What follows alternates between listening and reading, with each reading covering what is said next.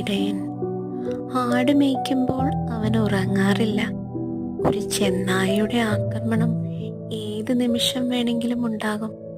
തൻ്റെ നഷ്ടപ്പെട്ട കുഞ്ഞാടിനെ തേടി കണ്ടെത്തുന്ന ഇടയൻ, എന്നിട്ടോ അതിനെ ചുമലിലേറ്റി വീട്ടിലെത്തിക്കുന്നു. ഇന്നും ധാരാളം ഇടയന്മാർ നമ്മുടെ ചുറ്റുമുണ്ട്.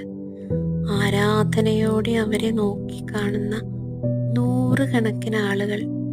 എങ്കിലും ഒരപകടം വന്നാൽ ആരാണ് ഇവരെ സംരക്ഷിക്കുക? നൂറ്റാണ്ടുകൾക്ക് മുമ്പ് ഒരിടയനുണ്ടായിരുന്നു.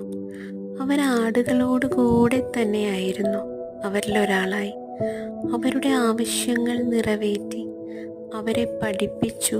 ഒടുവിൽ താൻ പഠിപ്പിച്ചതുപോലെ ആടുകൾക്ക് വേണ്ടി ജീവൻ അർപ്പിക്കാൻ വന്ന നല്ല ഇടയൻ.